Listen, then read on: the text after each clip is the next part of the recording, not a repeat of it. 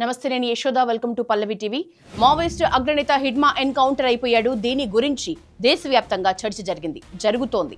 హిడ్మా సమాచారం ఇచ్చిందెవరు, పోలీసులకు పట్టించింది ఎవరు, దీనిపై అన్నల్లో వారి సానుభూతి పరుల్లో అంతర్గతంగా విస్తృతమైన చర్చ జరుగుతోంది. ఈ నేపథ్యంలోనే సైలెంట్ గా ఉన్న మావోయిస్టులు ఇప్పుడు కీలక ప్రకటన చేశారు. వికల్ప పేరుతో ఒక లేఖను రిలీజ్ చేశారు.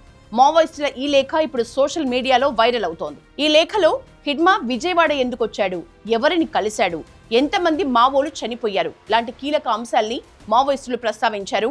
హిడ్మాతో పాటు 13 మందిని పోలీసులు హత్య చేశారని మావోయిస్టులు ఈ లేఖలో ఆరోపించారు. హిడ్మా సహా మిగతా వారి రహస్య సమాచారాన్ని ఖాకీలకు చేరవేసిన వారి పేర్లను కూడా ఆ లేఖలో మావోయిస్టులు బయటపెట్టడం కొత్త సంచలనానికి దారితీస్తోంది. ఈ నలుగురి కారణంగానే హిడ్మాను పట్టుకుని హత్య చేశారని చెప్పారు. దాన్ని కప్పిపుచ్చుకోవటానికి పోలీసులు కట్టు కథలు అల్లుతున్నారని మండిపడ్డారు మావోలు.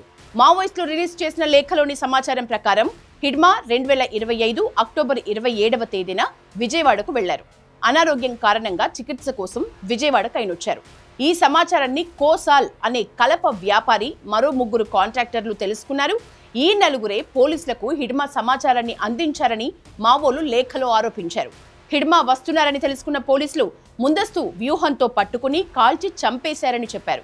ఆయనతో పాటు 13 మందిని హత్య చేశారని ఆరోపించారు. హిడ్మా సమాచారం లీక్ చేశారని మావోయిస్టు కేంద్ర కమిటీ పొలిట్ బ్యూరో సభ్యులు దేవ్జీ పైన ఆరోపణలొచ్చాయి. అయితే హిడ్మా రహస్య సమాచారాన్ని దేవ్జీ చెప్పాడనే పుకార్లు నమ్మొద్దన్నారు. ప్రస్తుతం దేవ్జీ తమతోనే ఉన్నారని తెలిపారు. హిడ్మా ఆరోగ్యం బాగా లేకపోవడంతో చికిత్స కోసం కోసాల్ అనే కలప వ్యాపారి సహాయంతో విజయవాడ చేరుకున్నాడని వివరించారు. ఈ విషయాన్ని ఆయన మరో 3 వ్యక్తులకు లీక్ చేశాడు. ఈ నలుగురు కలిసి పోలీసులకు ఇన్ఫర్మేషన్ లీక్ చేశారని మావోలు తెలిపారు. అలా హిడ్మాతో పాటు మరో 13 మందిని మారేడుమిల్లి పరిసర ప్రాంతాలకు తీసుకెళ్లి చంపేశారని, ఇది ఎన్కౌంటర్ కాదని ఆరోపించారు. ఇక కేంద్ర బలగాలు, ఆంధ్రప్రదేశ్ పోలీసులు కలిపి జరిపిన జాయింట్ ఆపరేషన్ కాదని, హిడ్మాను వాళ్లంతా కలిసి చంపేశారని మావోయిస్టులు లేఖలో తీవ్ర ఆరోపణలు చేశారు. ఆ హత్యను కప్పిపుచ్చుకోవటానికి మారేడుమిల్లి ఎన్కౌంటర్ అని కట్టుకథలు అల్లుతున్నారని విమర్శించారు. అయితే నక్సలిజం, మావోయిజం కారణంగా దేశ భద్రతకు ముప్పు పొంచి ఉందని కేంద్ర ప్రభుత్వ వర్గాలు ఇప్పటికే చెప్పాయి. 2026 మార్చిలోపు ఇండియాలో నక్సలిజం అంతమొందించాలన్న లక్ష్యంతో ఆపరేషన్ ఖగార్ ప్రారంభించామని కేంద్ర హోంశాఖ మంత్రి అమిత్ షా అనేక సందర్భాల్లో చెప్పారు. అందులో భాగంగానే మావోయిస్టులు పెద్ద ఎత్తున జనజీవన స్రవంతిలో చేరుతున్నారు. మావో సానుభూతి పరులు కూడా ఇప్పటికైనా తీరు మార్చుకోవాలని, అర్బన్ నక్సలైట్లను తయారు చేయొద్దని రైట్ వింగ్ గట్టిగా హెచ్చరిస్తోంది.